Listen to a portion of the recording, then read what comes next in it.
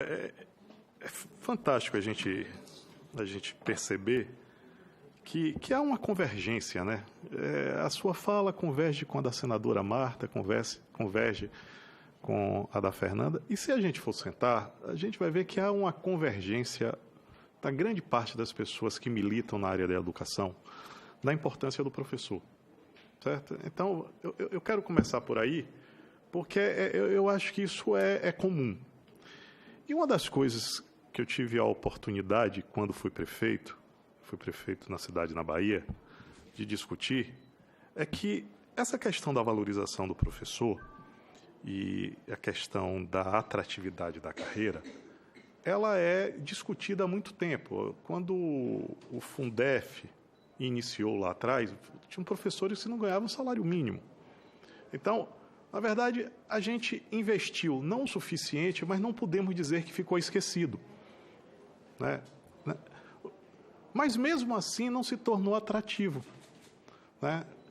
A gente também não pode dizer que a formação dos professores pioraram, porque se a gente for ver, desde o Fundef, depois virou Fundeb, a grande maioria dos professores hoje tem nível universitário no Brasil. Então, nós também melhoramos nisso, né? Se a gente for olhar na questão das escolas, em que pese temos escolas muito ruins, mas a grande maioria do parque da infraestrutura escolar melhorou nos últimos 20 anos. Então, a gente passa por algumas questões que conquistamos,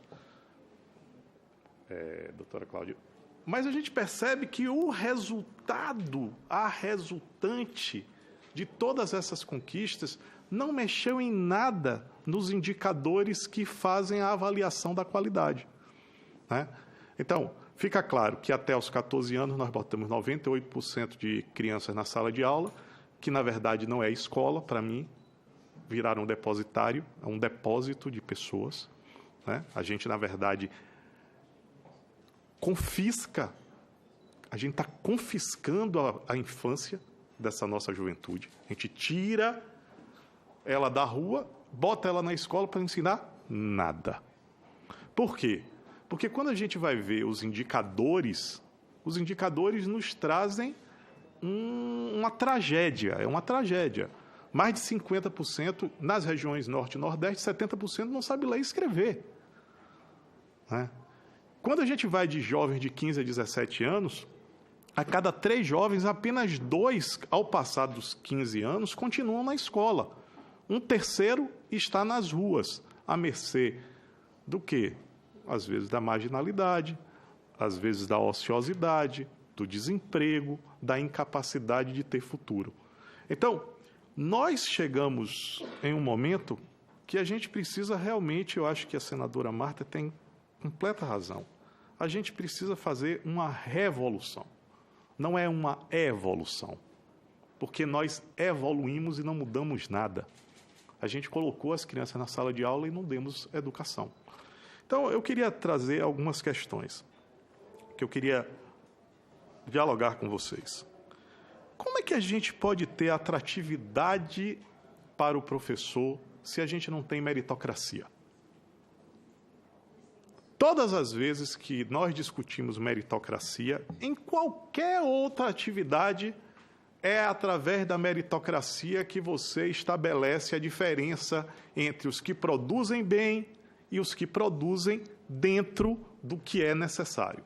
A meritocracia precisa ser discutida. Por que não é discutido no Brasil a meritocracia dentro da educação? Essa é uma primeira pergunta que eu quero deixar para que a gente estabeleça esse diálogo. Não temos professores iguais. Todos os professores não são iguais. Tem professores que têm salas de aula que são exemplos, né? Você não tem quase crianças que deixam de ir para brincar porque querem ir ver o professor. Como é que a gente pode valorizar esse professor? Esse é um ponto, né?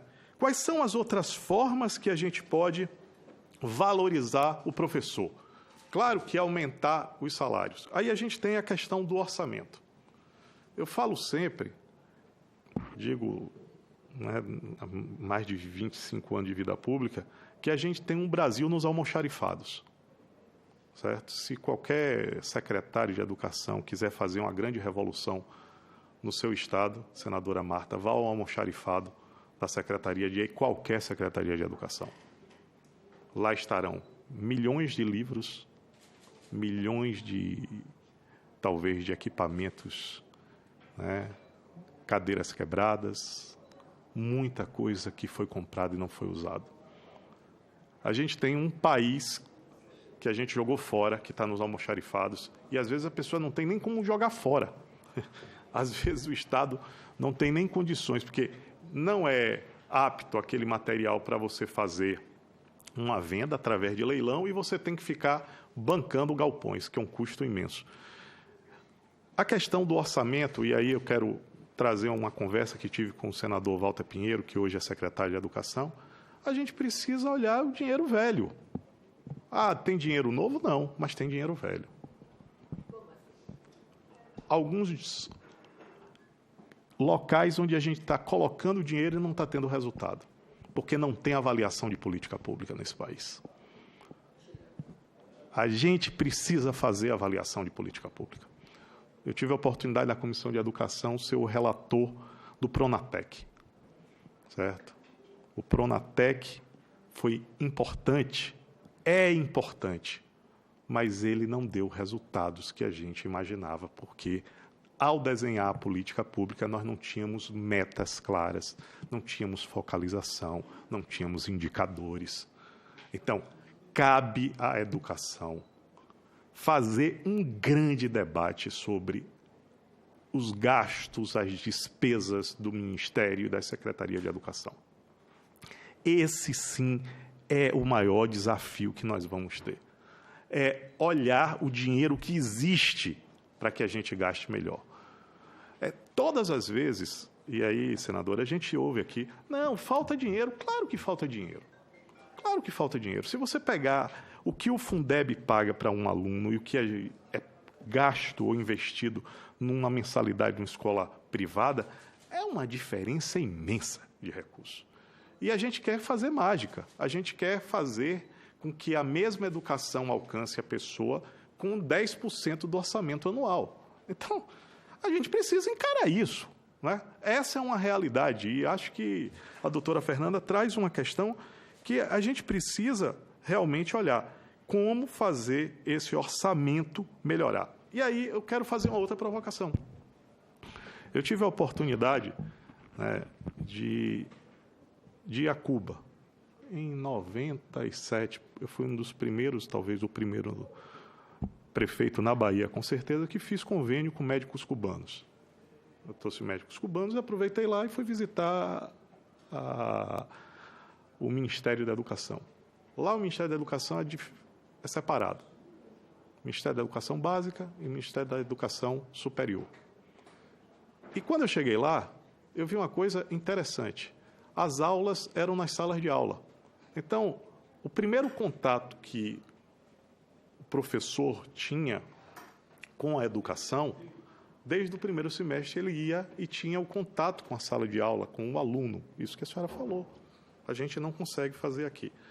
E eu quero fazer uma provocação, não sou do setor, não sou da área, gosto, preciso que a educação no país melhore para que eu possa legar para as minhas filhas um país melhor. Mas será que não é hora de a gente também, já que é tão grave essa questão do ensino fundamental e do ensino médio, a gente pegar o Ministério da Educação, colocar ele para focar nisto e pegar as universidades e levar para o Ministério da Ciência e Tecnologia e ampliar a visão do Ministério da Ciência e Tecnologia para que ela possa ingressar no século XXI. Né? Quer dizer, a gente talvez tenha que fazer uma revolução mesmo, senadora Marta. Não sei se é isso, mas eu fico inconformado em a gente estar com o mesmo time, jogando da mesma forma e tomando goleada a cada ano. Todo ano a gente toma 7-1 na educação, certo?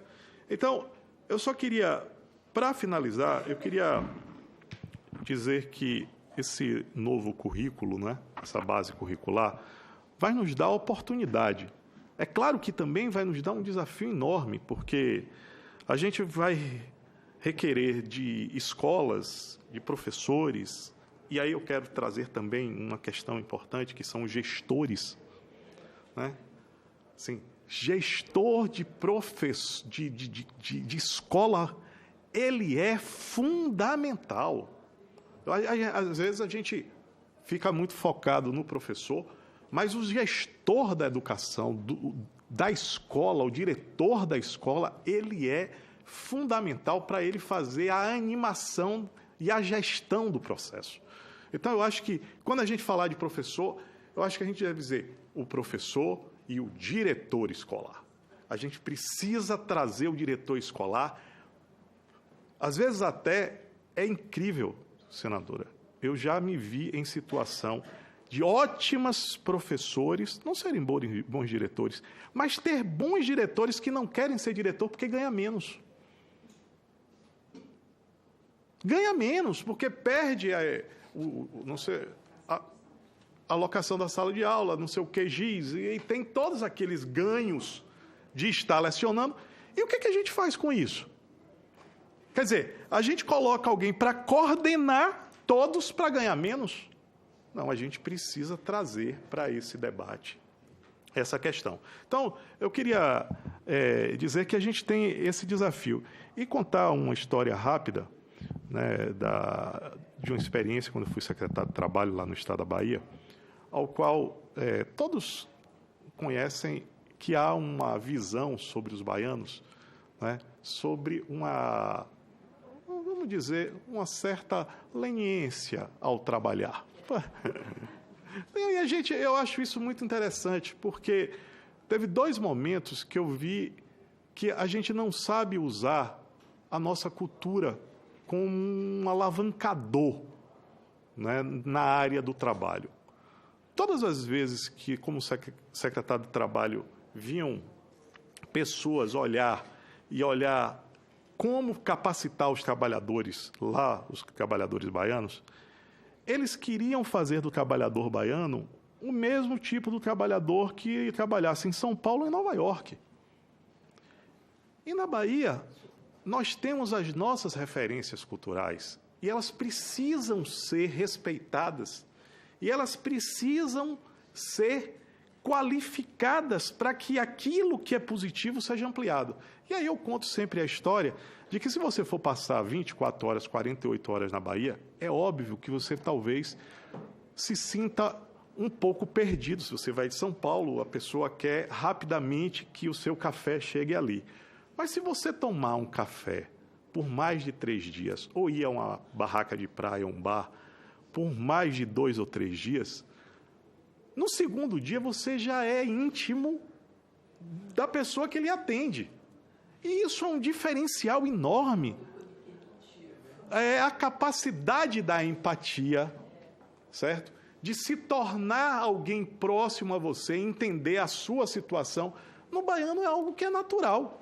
Ele nasce desta forma e a gente não tem isso como algo fundamental para o crescimento. E aí quero dar o testemunho do pessoal da Ford. Eu era secretário de Trabalho, em 2001, a Ford estava se instalando, nós tínhamos recursos do FAD, do Fundo de Amparo do Trabalhador, para fazer a capacitação.